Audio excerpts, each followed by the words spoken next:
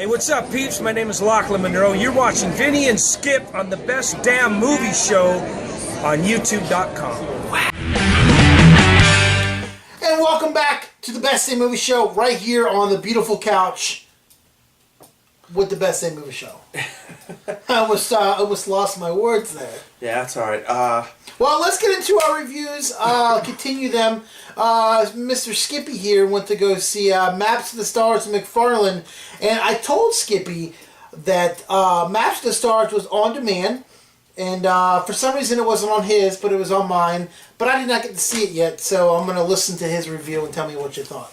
Yeah, Maps to the Stars is the latest movie by acclaimed director David Cronenberg, and this is basically a take about Hollywood and how Hollywood works and how the Hollywood system works with actors trying to get roles and other actors already in roles, and you know what Hollywood can do to people. You know, it can turn them into people they're not. Like, you know, they could end up getting into drugs and doing some crazy things, and then you just got this weird oddball girl played by Mia Wasikowska, and she comes from Florida, and she just comes and starts stirring up the pot out in L.A. And then you got some really good actors in this. Julianne Moore, John Cusack. I mean, you have some really good. Robert Pattinson is also. Robert Pattinson plays a limo driver, and this is either the second or third movie now in a row that he's worked with David Cronenberg. So you know him and Cronenberg are getting along pretty good because they're working together.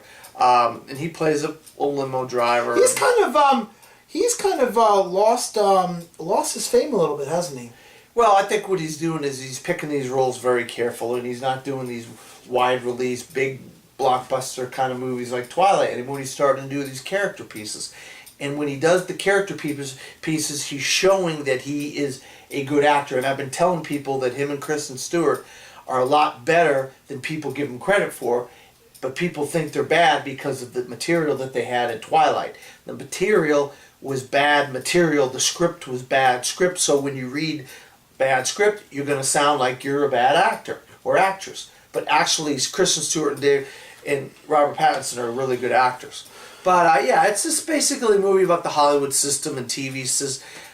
It's just it kind of rubbed me the wrong way. Some of the stuff that was going on, I just didn't feel it like I thought I was going to feel. I really was looking forward to Maps to the Stars, but I think David Cronenberg missed the mark on this one. I'm going to have to say it's a skip it. Skip it for Maps of the Stars. Well, I'm hoping to hear that McFarlane's a lot better. Yeah, as a matter of fact, Kevin Costner in another sports movie, go figure.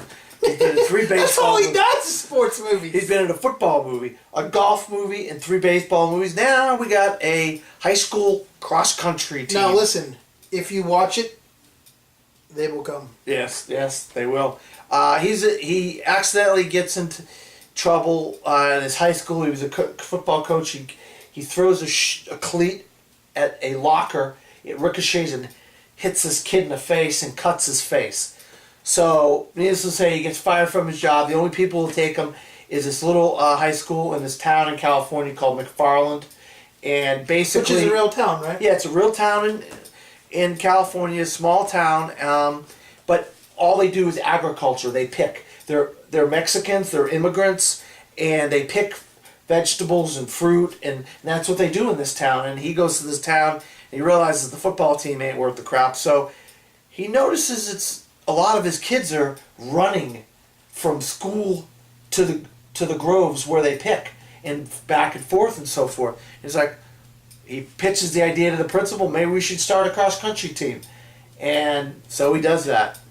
And, you know, I'm not going to give the entire movie away, but he's kind of like a fish out of water because he's a Caucasian white male in a town full of Mexican Americans. And they've been doing things a certain way for so long. And he's trying to change things and try to give these kids something to work towards besides having to go to school and pick vegetables and fruit all day long and the rest of their lives. Give something of meaning. And I'll tell you what, if you don't have a tear in your eye at a couple of these scenes in this movie, you're just not human. I give McFarlana USA a big see it. And Kevin Costner, I mean, I don't know if people like him or if they given up on his career or whatever, but I really he's back on track the last couple of years with some of his movies. I mean, I really am glad to see Kevin Costner get some good roles and start taking these roles and running with them. I give McFarlane USA a big see it. I really enjoyed it. I'm looking forward to seeing it. I'm really, really, really going to push to see it this weekend. The last 2 weekends didn't work out for me, but I know I got home on Saturday, which if I get into, we found out that it wasn't playing tomorrow, so we were going to do a triple feature. This But it's week? not. Yeah, this week it's not playing. It's playing next week, the 18th. But if you still want to go next week, I guess I'll tag along with you and see it again. Man, I'd love to go see Home. I'm a big Jim Parsons fan, so. So I'll have the review for that on Saturday. But when we come back on the Best in Movie Show, we're going to get into our Cinderella review. So you're watching the Best in Movie Show right here on YouTube.com.